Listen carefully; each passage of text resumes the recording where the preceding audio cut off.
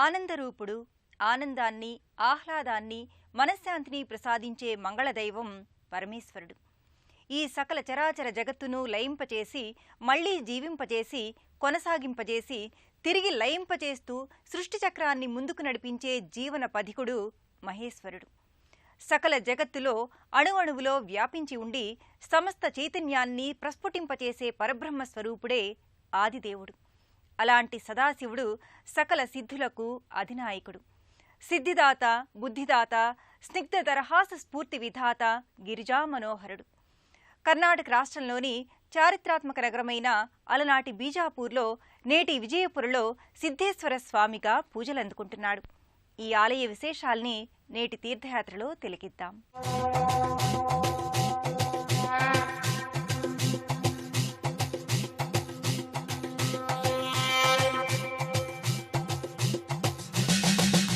కర్ణాటక రాష్ట్రంలో ఉత్తర దిశగా ఉన్న ముఖ్యమైన పట్టణం బీజాపూర్. ప్రస్తుతం దీనిని విజయపురగా వ్యవహరిస్తున్నారు. ఎన్నో చారిత్రక వారసత్వ కట్టడాలకు ఈ పట్టణం పెట్టింది పేరు. చాళుక్యుల, బహమనీ సుల్తానుల కట్టడాలతో ఇది చారిత్రక నగరిగా, పర్యాటక స్థలిగా విఖ్యాతిగాంచింది. దక్కన్ పీఠభూమి పరిధిలో ఉన్న విజయపుర కర్ణాటకలోనే ప్రసిద్ధి చెందిన పర్యాటక ప్రదేశం. ఆదిల్ షా నిర్మించిన కోట ప్రధాన దర్శనీయ స్థలం. దీనిని 1566లో నిర్మించారు. ఆదిల్ షాయే నిర్మించిన గోల్ గుంబజ్ ఇక్కడ మరో ఆకర్షణ. ఇబ్రహీం రౌజా, మహమ్మద్ షా టూంబ్, పురావస్తు ప్రదర్శనశాల, బారాకమాన్ మాలిక్ మైదాన్, ఉప్లీ బుర్జ్, అస్రా మహల్, గగన్ మహల్, తాజ్ బావుడి, మెహతార్ మంజిల్, ఇలా విజయపుర పట్టణమంతా ఎన్నో చారిత్రక కట్టడాలు పరివ్యాప్తమై ఉన్నాయి. ఈ పట్టణం పర్యాటకులకు మధురానుభూతులను అందిస్తుంది. బీజాపూర్ చారిత్రక వైభవానికి తగిన రీతిలోనే సిద్ధేశ్వర స్వామి ప్రధాన ఆలయం రాజటీవీ ఉట్టిపడే రీతిలో కనువిందు చేస్తుంది. అద్భుత కళాసౌధంగా అలరారుతున్న ఈ శైవ సన్నిధానంపై 7 కాషాయ ధ్వజాలు రెపరెపలాడుతుంటాయి. అపురూపమైన గురు పరంపరకు కూడా ఈ సిద్ధేశ్వర క్షేత్రం ప్రతీకగా నిలుస్తోంది. 1898వ సంవత్సరంలో ఈ ఆలయాన్ని నిర్మించారు. శతాధిక సంవత్సరాల చరిత్ర ఉన్న ఈ ఆలయం కర్ణాటకలోనే సుప్రసిద్ధ శివక్షేత్రంగా వర్ధిల్లుతోంది. బీజాపూర్గా ఖ్యాతిగాంచి నేడు విజయపురిగా వినుతికెక్కిన ఈ పట్టణంలో ప్రసిద్ధ శైవ సన్నిధి శ్రీ సిద్ధేశ్వర స్వామి ఆలయం. 1898వ సంవత్సరంలో నిర్మించిన ఈ ఆలయం పటిష్టమైన కోటను తలపిస్తుంది. తీర్చిదిద్దిన అందమైన కట్టడంగా కనువిందు చేస్తుంది. దుర్భేద్యమైన ఆధ్యాత్మిక శక్తి అనే కోటను స్వాధీనం చేసుకోవాలంటే శివశక్తి అనే అస్త్రం చాలు అనే సందేశాన్ని ఈ ఆలయ కోట కట్టడం అందిస్తుంది. పగటిపూట ధవళకాంతులు విరజిమ్మే ఈ కోట కట్టడం రాత్రి సమయంలో విద్యుద్దీపకాంతులతో విచిత్ర విలక్షణ వర్ణ సంభరితంగా ఆకట్టుకుంటుంది. సిద్ధయోగిగా సర్వేశ్వరుడు నెలకొన్న దివ్యాలయమిది. ఆదియోగి అయిన పరమేశ్వరుడు మొదట 7 శిష్యులైన సప్త ఋషులకు సిద్ధిని అందించాడు. అందుకు ప్రతీకగానే ఆలయ ప్రధాన ప్రవేశ ద్వారం 7 జెండాల అమరికతో ఉంటుంది. శివత్వం అంటే ఆడంబరత్వం, మరోవైపు నిరాడంబరతత్వం, సర్వసంగ పరిత్యాగం, అంతటా తానైన లక్షణం. ఇలా భిన్న పార్శ్వాల ఏకీకృతమే శివుడు. ఈ ఆలయం పైకి ఎంతో గంభీరంగా రాజసం ఉట్టిపడే రీతిలో ఉంటుంది. కాని గర్భాలయంలో ఉన్నది నిరాకార నిరామయ శివలింగం. పైకి ఎంత ఆడంబరంగా ఉన్నా లోపల వెలిగేది పరంజ్యోతి అయిన శివ చైతన్యమని ఈ ఆలయ బాహ్య పరిసరాలు ప్రస్ఫుటం చేస్తాయి. ఎవరైతే తన శక్తియుక్తుల్ని అమృతత్వంతో మేళవించి భక్తులకు శాశ్వతానందాన్ని కలిగిస్తారో, ఎవరైతే బ్రహ్మానంద కారుకుడై జగత్తుకు శుభాల్ని చేకూరుస్తారో ఆయనే సిద్ధేశ్వరుడు. సకల సిద్ధుల అంతిమ లక్ష్యం ఈశ్వర అనుగ్రహ సాధకమే. సర్వసిద్ధుల సమిష్టి సమన్వయ రూపంగా విజయపుర సిద్ధేశ్వర స్వామి సుందర సుమనోహరంగా గర్భాలయంలో నెలకొని ఉంటాడు. సమస్త గురు పరంపరకు ఆది గురువు దక్షిణామూర్తి. ఆ దక్షిణామూర్తి సమగ్ర స్వరూపమే సిద్ధేశ్వర స్వామి. గర్భాలయం వెండికొండలా భాసిల్లుతుంది. వెండి మంటపంలో శివముఖారవింద అలంకరణతో సిద్ధేశ్వరుడు స్నిగ్ధమోహనంగా ప్రకటితమవుతాడు. పంచశీర్ష సర్పాలంకరణ పుష్పాలంకరణతో సౌందర్యభరితమైన స్వరూపుడిగా సిద్ధేశ్వరుడు భాసిల్లుతాడు. శుద్ధమైన పరమాత్మతత్వానికి సంకేతం సిద్ధేశ్వర స్వరూపం. యోగ సంవిధానంలో ధ్యాన సమాధి స్థితిని సిద్ధేశ్వరుడు ఆవిష్కరిస్తాడు. పరమేశ్వరుడి ఇతర నామధేయాల కన్నా సిద్ధేశ్వర నామధేయానికి ఎంతో ప్రత్యేకత ఉన్నది. సర్వకాల సాధనలకు ఈ సిద్ధేశ్వర రూపధారి అయిన మహాదేవుడి అనుగ్రహం శీఘ్రంగా లభిస్తుంది. ఎందరో మహనీయుల తపశ్శక్తికి మూలహేతువు మహాదేవుడే. అందుకే సకల సాధనల పరమలక్ష్యం పరమేశ్వరుడిగానే మన ఆర్షధర్మం ప్రకటించింది. సిద్ధేశ్వరుడే గురు దక్షిణామూర్తి. అందుకే శివాయ గురవే నమః అంటూ సిద్ధమూర్తిని భక్తులు ప్రార్థిస్తారు. సిద్ధస్వరూప సర్వేశ్వరుడిగా సిద్ధేశ్వరుడు తేజోలింగమూర్తిగా దర్శనమిస్తున్నాడు. జప సాధనలో యోగ సాధనలో సిద్ధేశ్వర స్వామి అధిష్టాన దైవం. ప్రాణశక్తిలో ఉన్న దివ్యత్వాన్ని దర్శించడంలో సిద్ధేశ్వరుడి శుభవీక్షణ కావాలి. యోగ విద్యలో మంత్రయోగానికి ఎంతో ప్రాముఖ్యతుంది. సకల యజ్ఞాలన్నిటిలో జపయజ్ఞం శ్రేష్టం అని భగవద్గీత తెలియజేసింది. అందుకే సిద్ధులు యోగులు మహర్షులు తపస్సు చేసిన శివ సన్నిధానాలలో మహత్తర శక్తి ఉంటుంది.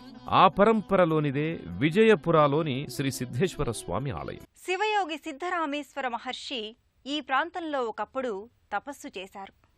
తన జ్ఞానబోధతో భక్తుల్ని తరింపజేశారు. శివస్వరూప మార్మికతను పరమేశ్వర దివ్యతత్వాన్ని మహర్షి ఆవిష్కరించారు. భువిలో గురుడు శివుడే, జంగమదేవర మోక్షకారుడు అనే సామాజిక తత్వాన్ని సిద్ధానంద మహర్షి చాటి చెప్పారు. సర్వ సమానత్వమే శివుడి అభిమతమనే శివ సందేశాన్ని ఈ సన్నిధి నుంచి మహర్షి పరివ్యాప్తం చేశారు. అందుకే ఈ క్షేత్రం సిద్ధేశ్వర సన్నిధిగా అలరారుతోంది. ఎన్నో శతాబ్దాల క్రితం నుంచి శివయోగి ఆశ్రమంగా ఈ క్షేత్రం వర్ధిల్లుతోంది. పరమ శివయోగి శ్రీ సిద్ధరామేశ్వర మహర్షి ఈ ప్రదేశంలో దివ్య తపస్సు ఆచరించాడు. ఈ సమస్త విశ్వం శివుడే. దేనిలో నుంచి అంతా వచ్చిందో, దేనిలో అంతా జీవిస్తుందో, తిరిగి దేనిలోకి అంతా లయమైపోతుందో అదే శివతత్వం అంటూ శివ సందేశాన్ని సిద్ధరామేశ్వరానందయోగి భక్తులకు విశదపరిచారు. జీవమున్న ప్రతి వస్తువులోనూ శివతత్వం ఉంది. అలాంటి శివతత్వాన్ని అనుభవంలోకి తెచ్చుకోవాలంటే ధ్యానరూప చైతన్యాన్ని సాధించాలనేది సిద్ధరామేశ్వర యోగి సందేశం. ఈ ఆలయ లోగిలిలో రామేశ్వర యోగి తపస్సు చేసుకున్న దివ్య సన్నిధి ప్రత్యేకంగా ఉంటుంది. తపోస్థలిగా ఈ ప్రదేశాన్ని వ్యవహరిస్తారు. ఈ ఆలయ ప్రధాన ముఖమంటపంలోని గోడలపై సిద్ధేశ్వర యోగి చరిత్ర విశేషాలు దృశ్యరూపంగా గోచరమవుతాయి. పరమసాత్విక సుప్రసన్న యోగీశ్వరుడిగా, శివభక్తులకు మార్గదర్శకుడిగా సిద్ధరామేశ్వర యోగి భాసిల్లారు. విజయపుర సిద్ధేశ్వర స్వామి సన్నిధానంలో పలు ఉపాలయాలున్నాయి. ఈ ఉపాలయాలలో కపిలేశ్వర స్వామి సన్నిధి ప్రముఖమైనది. కపిల మహర్షి ఇక్కడ శివలింగాన్ని ప్రతిష్ఠించాడని ప్రతీతి. ఈ కపిలేశ్వర స్వామి సన్నిధినే మూలశివ సన్నిధిగా ఇక్కడ వ్యవహరిస్తారు. సకల సిద్ధులకు సమన్వయ రూపమే మహాదేవుడు. అలాంటి నీలకంఠుణ్ణి ఎందరో సిద్ధులు, సాధకులు, యోగులు, మునిపుంగవులు ప్రసన్నం చేసుకున్నారు.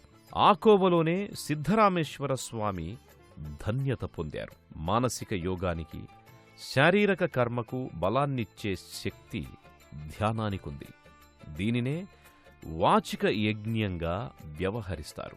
బుద్ధుని ఏకాగ్రం చేసి ప్రాణాయామం ద్వారా శుద్ధిని పొందాలి. హృదయ మధ్యంలో కాని భ్రూమధ్యంలో కాని శివస్మరణ చెయ్యాలి. శివరూపాన్ని ప్రతిష్ఠించుకోవాలి.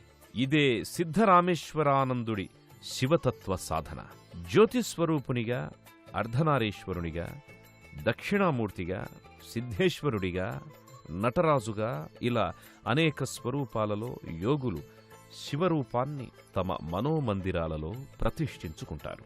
జపం, తపం, స్మరణ, అనుష్ఠానం ఇవన్నీ మానసికపరమైన యజ్ఞాలు. ఈ యజ్ఞాలన్నీ ఈ క్షేత్రంలో నిర్వహించి తన తపశ్శక్తిని ధారపోసి ఇక్కడ సిద్ధేశ్వరలింగాన్ని సిద్ధరామేశ్వర యోగి ప్రతిష్టాపన చేశారు. సిద్ధయోగీశ్వరుడైన సిద్ధరామేశ్వరుడు తపస్సు ఆచరించిన సన్నిధిలో కపిలేశ్వర స్వామి శివలింగమూర్తిగా దర్శనమిస్తాడు.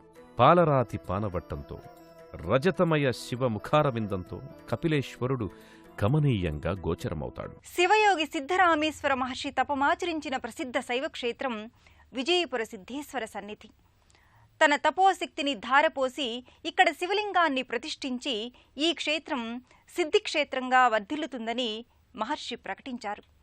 మహర్షి ఆకాంక్ష మేరకు ఈ క్షేత్రం ఎందరో భక్తుల మనోభీష్టాల్ని నెరవేరుస్తూ అనుగ్రహ సిద్ధిక్షేత్రంగా పరిఢవిల్లుతోంది. శాంతిని, శుద్ధతను, శుభాన్ని తెలియజేసే శబ్దం శం. ఈ శాంతి, శుద్ధ, శుభాలకు మూలమైన దైవస్వరూపుడే సర్వేశ్వరుడు. వాటిని మనకు అందించే రూపం శంకరుడు. సిద్ధేశ్వర సన్నిధిలో పలు ఉపాలయాలున్నాయి.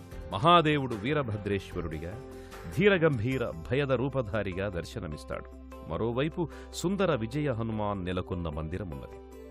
నాగదేవతా సన్నిధానంలో ఏకసర్ప ప్రతిమ ఎంతో ఆకర్షణీయంగా గోచరమవుతుంది. సర్వ విఘ్నాలను తొలగించి సకల జయాలను అందించే వరసిద్ధి గణపతి ప్రత్యేక మందిరంలో నెలకొని భక్తులకు శుభకర మంగళ దీవెనల్ని అనుగ్రహిస్తాడు. ఎన్నో విశేషాల సమాహారంగా సిద్ధరామేశ్వరుడి తపోశక్తికి సంకేతంగా విజయపురలో సిద్ధేశ్వర స్వామి ఆలయం అలరారుతోంది. ఈ సకల సృష్టిలో జీవుల మనుగడ ఎలా ఉండాలో దారి చూపిన మహాసిద్ధదాత మహేశ్వరుడు. శివ భగవానుడిలో ఎందరో మహనీయులు, మహర్షులు తమ జీవితాల్ని అనుగ్రహం చేసి సిద్ధి అందుకున్నారు. ధార్మిక జీవన సంవిధానమే శివతత్వం అని శివయోగులు ప్రకటించారు. ఆ మార్గంలో పయనించటమే అసలైన శివపూజ. మరో క్షేత్ర సందర్శనంతో మళ్ళీ కలుసుకుందాం. నమస్కారం.